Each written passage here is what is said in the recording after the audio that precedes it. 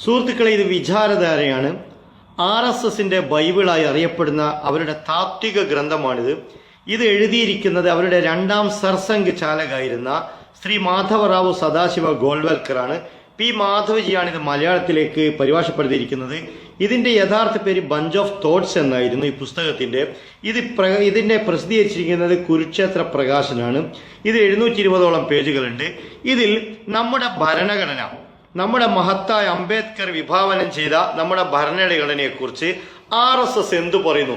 കാരണം RSS ഭരണഘടനയെ അംഗീകരിക്കാത്തവർ എന്ന് ആരോപിച്ചുകൊണ്ട് ചില ആളുകളെ പാകിസ്ഥാനിലേക്ക് പോകണമെന്ന് ഇടയ്ക്കിടയ്ക്ക് പ്രസ്താവന എടുക്കാറുണ്ട്. എന്നാൽ RSS നമ്മുടെ ഭരണഘടനയെക്കുറിച്ച് എന്ത് പറയുന്നു എന്ന് ഈ പുസ്തകത്തിൽ നോക്കാം. ഈ പുസ്തകത്തിന്റെ 350-ാമത്തെ പേജിൽ ഇവർ എഴുതുന്നു, മാധവറാവു ഗോൾവൽക്കർ എഴുതുന്നു, നമ്മുടെ ഭരണഘടന തന്നെയും ഇങ്ങനെ ക്ലിഷ്ടവും ഭിന്നാത്മകവുമായ വിവിധ തുണ്ടുകൾ ചേർത്തുണ്ടാക്കിയതാണ്.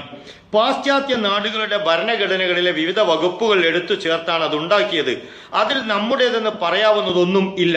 നമ്മുടെ ദേശീയ ദൗത്യത്തെക്കുറിച്ചോ നമ്മുടെ ജീവിതത്തിലെ മുഖ്യ ആദർശത്തെ പറ്റിയോ ഒരു സൂചന പോലും അതിലെ നിർദ്ദേശക തത്വങ്ങളിൽ എങ്ങുമില്ല. ഐക്യരാഷ്ട്ര സഭയിലെ ചില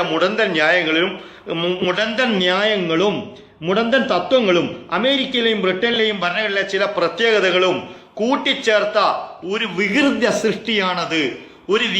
സൃഷ്ടിയാണത്. നമ്മുടെ മഹത്തായ ഭരണഘടനയെക്കുറിച്ച് ഈ RSS നേതാവ് പറയുന്നത് അതൊരു വികൃത സൃഷ്ടിയാണ്. എന്നിട്ട് വീണ്ടും പറയുന്നു, സ്വരാജ് ധർമ്മരാജ്യം എന്നീ ആശയങ്ങളെയോ ഭരണകൂടത്തിന്റെ ഉദ്ദേശങ്ങളും ജനങ്ങളുടെ ജീവിത ലക്ഷ്യങ്ങളും തമ്മിൽ വേണ്ട ഉത്ഗ്രഥത്തെക്കുറിച്ച് ഇതിന്റെ ആമുഖത്തിൽ യാതൊരു പരാമർശവും ഇല്ലെന്നത് വിചിത്രമായിരിക്കുന്നു. ഇങ്ങനെയുള്ള ആളുകളാണ് ഭരണഘടന തൊട്ട് സത്യം ചെയ്ത് അധികാരത്തിലേക്ക് കയറുന്നത്. ഇത് അംഗീകരിക്കാത്ത ആളുകൾ എന്ന് പറഞ്ഞാൽ ചില ആളുകളെ പാകിസ്ഥാനിൽ പോകാൻ പറയുന്നത്. Thank you very much.